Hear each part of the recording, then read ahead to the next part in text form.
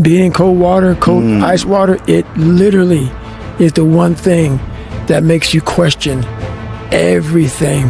The only thing that changes your fucking DNA is discipline. I used to say, what if this happens? It's called the language of the poor. What if this happens? And on top of that, if this was to happen, look at the fix I'd be in. I better not try. I could always ace myself out. Then I'll tell you what changed my whole life when I finally discovered it's all risky. The minute you were born, it got risky. If you think trying is risky, wait till they hand you the bill for not trying. If you think investing is risky, wait till you get the tab for not investing. See, it's all risky. Getting married is risky. Having children is risky. Going into business is risky. Investing your money is risky. It's all risky. I'll tell you how risky life is. You're not going to get out alive. That's risky. The Englishman says, well, if that's the way it's going to work out, let's give it a go. Right, that's what it's for. Give it a go. Somebody says, yeah, but I'm looking for safety and security. Fine, then huddle in a corner. We'll cover you with a sheet, bring you 3 meals a day. And we'll protect you, feed you, look after you, care for you. We won't let anything happen to you, and you'll probably live to be 100. The guy said, well, yeah, I'd live to be 100. But what a way to live. Right. What a way to live safe and secure. Don't ask for security. Ask for adventure. Better to live 30 years full of adventure than 100 years safe in the corner. And see, it's not important how long you live. What's important is how you live.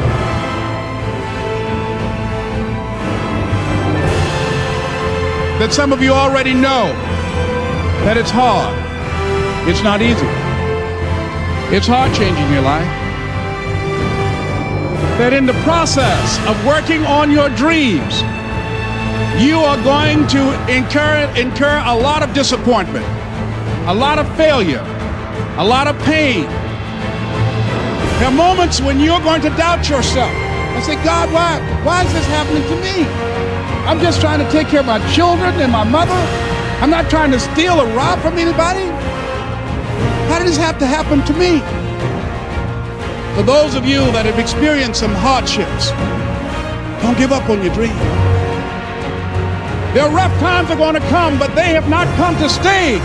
They have come to pass.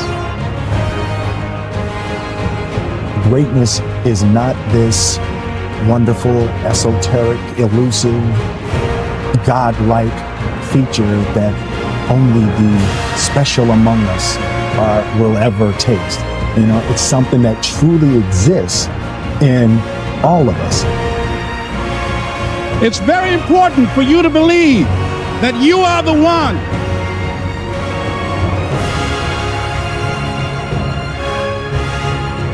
Most people, they raise a family, they earn a living, and then they die. They stop growing, they stop working on themselves, they stop stretching, they stop pushing themselves. That a lot of people like to complain, but they don't want to do anything about their situation. And most people don't work on their dreams. Why?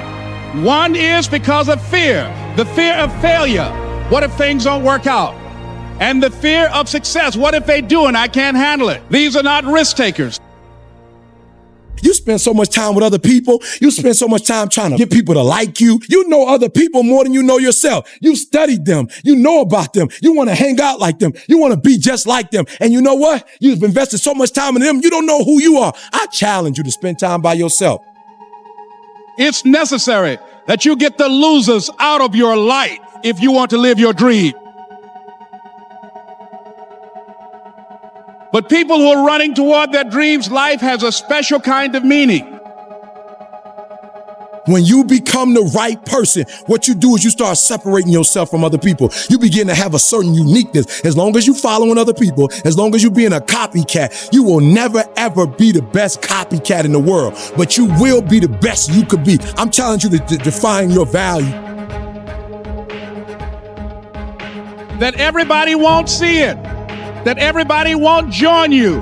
that everybody won't have the vision.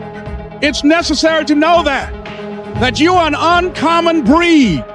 It's necessary that you align yourself with people and attract people into your business who are hungry, people who are unstoppable and unreasonable, people who are refusing to leave life just as it is and who want more. The people that are living their dream of finding winners to attach themselves to. The people that are living their dreams are the people that know that if it's going to happen, it's up to them. If you want to be more successful, if you want to have and do stuff you ain't never done before, number two, I'm asking you to invest in you. To invest in you. Someone's opinion of you does not have to become your reality. That you don't have to go through life being a victim. And even though you face disappointments, you have to know within yourself that I can do this. Even if no one else sees it for me, I must see it for myself. This is what I believe, and I'm willing to die for it. Period. No matter how bad it is or how bad it gets, I'm going to make it. I want to represent an idea. I want to represent possibilities. And some of you right now, you want to be, you know what I'm saying? You want to go to the next level. I want to counsel. You know, I want to be an engineer. I want to be a doctor. Listen to me. You can't get to that level. You can't get to the level economically where you want to be until you start investing in your mind. You're not reading books. I'm challenging y'all to go to conferences. I dare you to invest time. I dare you to be alone. I dare you to spend an hour getting to know yourself. When you become who you are, when you become the person that you were created to be, designed to be who you were designed to be, when you become an individual, what you do is you take yourself and you start separating yourself from other people. I challenge you to get to a place when people don't like you, it don't even bother you no more. Why? Because you're not concerned with trying to make them happy, because you're trying to blow up. You're trying to get to the next level. I need you to invest in your mind. Invest in your mind. If you're still talking about your dream, if you're still talking about your goal, but you have not done anything, just take the first step. That you can make your parents proud, you can make your school proud, you can touch millions of people's lives, and the world will never be the same again because you came this way. Don't let nobody steal your dream. After we face a rejection and a no, or we have a meeting and no one shows up, or somebody say, you can count on me, and they don't come through. What if we have that kind of attitude? The car's repossessed. Nobody believes in you. You've lost again and again and again. The lights are cut off, but you're still looking at your dream, reviewing it every day, and say to yourself, it's not over until I win.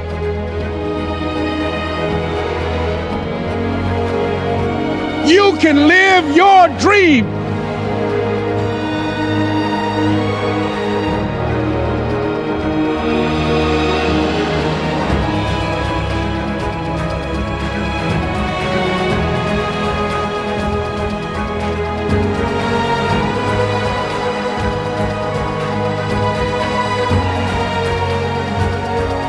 Cut the chain off because they can't make us play. We've decided we're going to finish what you started, sir. Yeah, so leave us be, coach. We got shit to do, sir.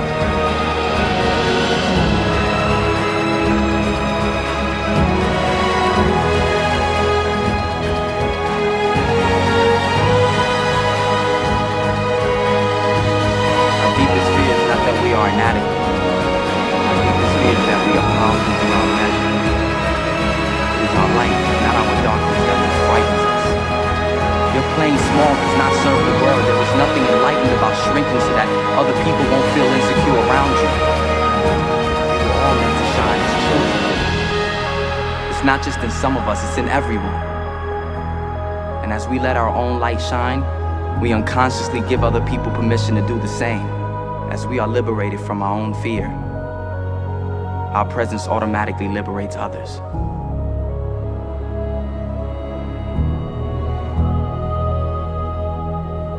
Sir, I just want to say thank you. You saved my life.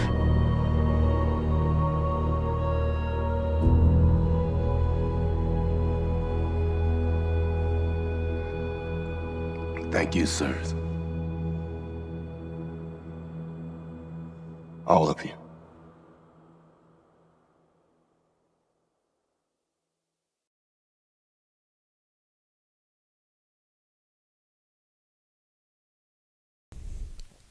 call those creditors up. Explain to them what's going on. Set up some kind of a minimum payment plan so you can start making some progress and get them off your back. And then you got your job. Right? You're falling behind at work.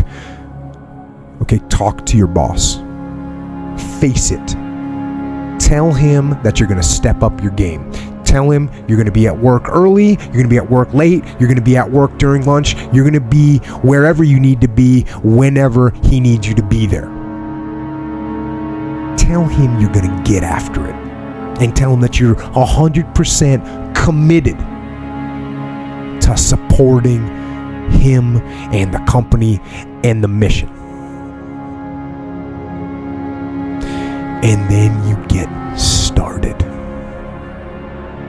And I'm going to tell you right now, it won't be easy. It will be hard because life is hard. That's what life is. And these challenges that you face, they're going to do their best to take you down. Do not let them. Stand up, dig in. Line up those problems and confront them. Face them. Fight them. Do not let them bring you down. In fact, let those challenges raise you up. Let them elevate you. Let their demands and their trials make you stronger. Let the adversity you face today turn you into a better person tomorrow. So in the future, you look back at these struggles and you say to them, thank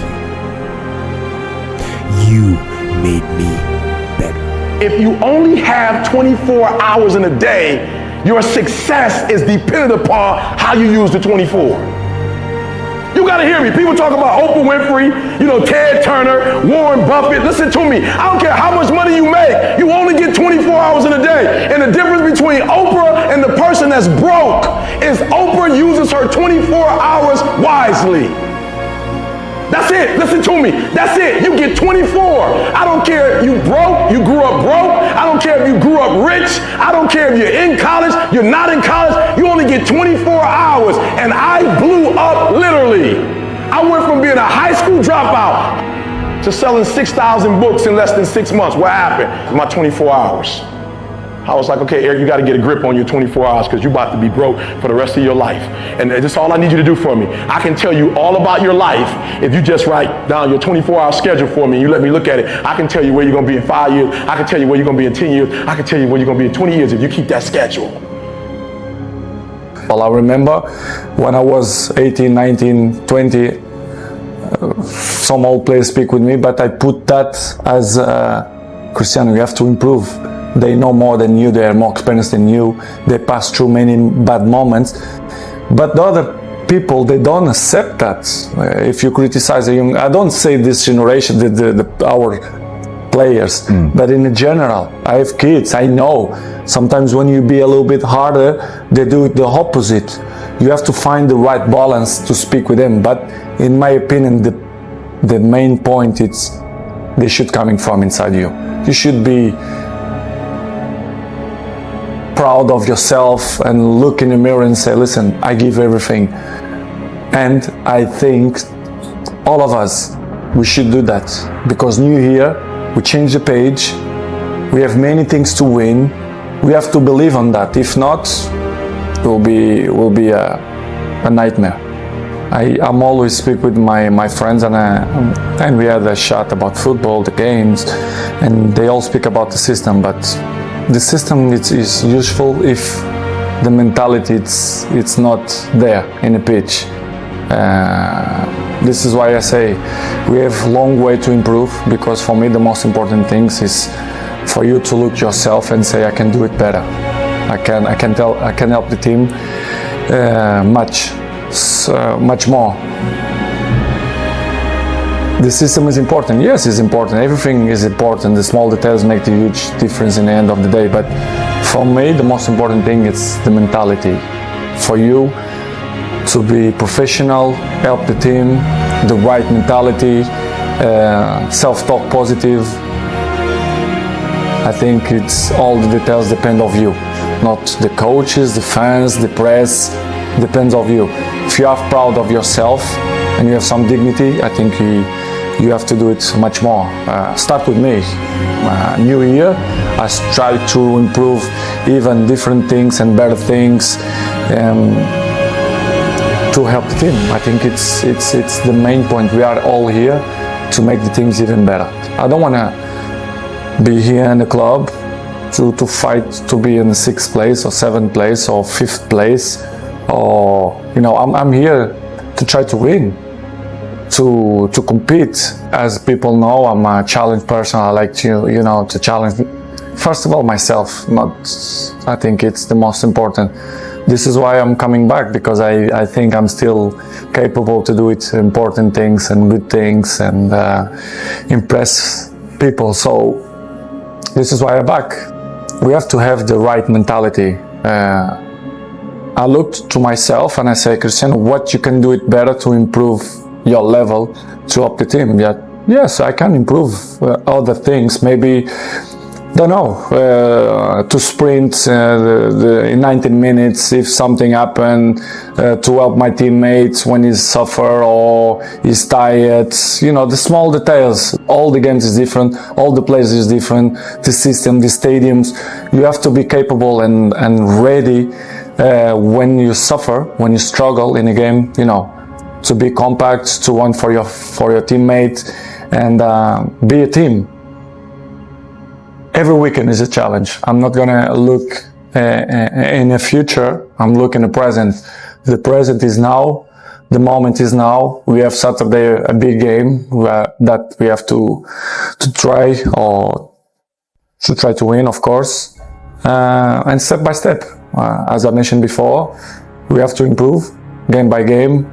I live the present. The present for me is the most important. The future will come. What does losing feel like to you? It's exciting. Why is it exciting? Because it means you have different ways to get better. There's certain things that you can figure out, that you can take advantage of, right? Certain weaknesses that were exposed that you need to shore up, right? So it was exciting. I mean, it sucks to lose, right? But at the same time, there are answers there if you just look at them. Because you get the information from losing more than from winning, probably. Yeah. I mean, the answers are there when you win too. You just have to look at them. Yeah. Right. So it's a constant process. It's exciting when you win. It's exciting when you lose, because the process should be exactly the same, whether you win or you lose. As you go back and you look and you find things that you could have done better. You find things that you've done well that worked. You figure out how did they work, why did they work, and how can you make them work again. Yeah. And but the hardest thing is to face that stuff. So I look at it with rationale and say, okay, well, the reason why I shot air balls is because my legs aren't there. I go, well, next year they'll be there. That was it. Done. So many guys tell stories about your work ethic. Yeah. What was really your work ethic like, and for how long did you stay disciplined? Well, I mean, every day. I mean, since 20 years, it was an everyday process, and trying to figure out strengths and weaknesses. For example, jumping ability. Now, my vertical was a 40, it wasn't a 46 or a 45. My hands are big, but they're not massive, right? So you got to figure out ways to strengthen them, so your hands are strong enough to be able to palm a ball and do the things that you need to do. Quickness, I was quick, but not insanely quick. I was fast, but not ridiculously fast, right? So I had to rely on skill a lot more. I had to rely on angles a lot more. I had to study the game a lot more. And but I enjoyed it though. So like from the time I can remember when I started watching the game, I studied the game, and it just never changed.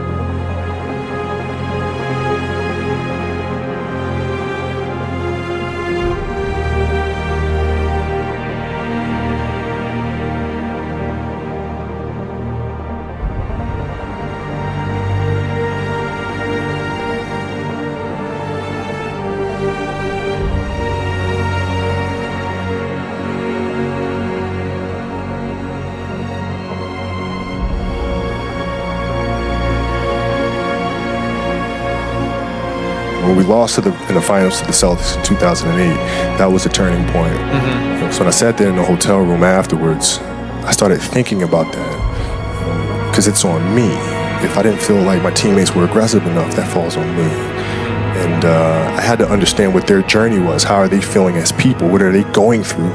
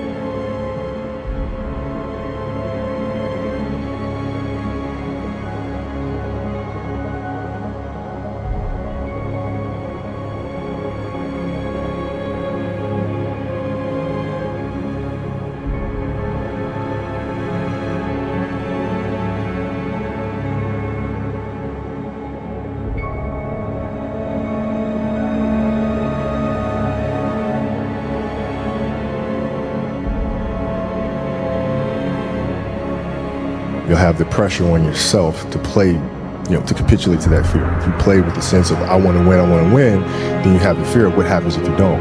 But if you find common ground in the middle, in the center, then it doesn't matter. You're unfazed by either, right? And that enables you to really just stay in the moment, stay connected to it, and not feel anything other than what's in front of you. So, I try to just be dead center. Seriously, what does failure mean? It doesn't exist.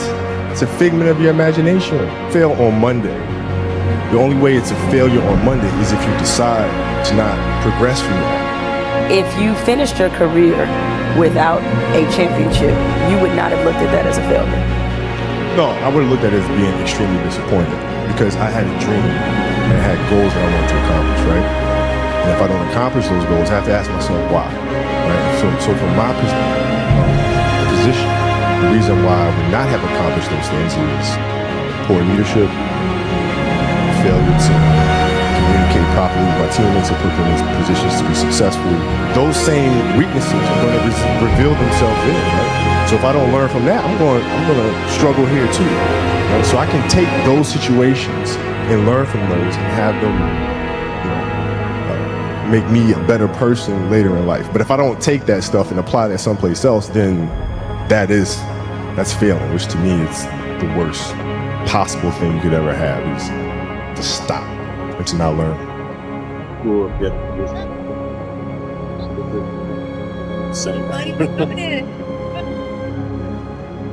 My brain cannot process failure.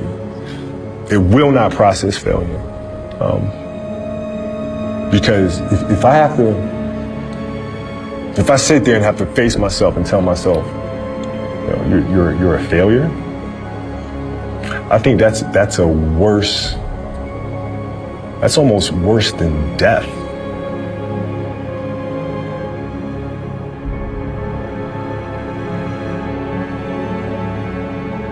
When I tell people that you are the sum of the 5 people you spend the most time with, everyone agrees. They go, yeah, that's probably true. The 5 people you spend the most time with, that's what you're gonna end up like. They say, yeah, that's true. And then they continue to hang around with people who they don't want to be. Why? There has to be a point. There has to be a point where you sit and go, okay, you're my friends, etc., etc. I love you guys. Yeah, we can talk, whatever. But I'm on a different life path.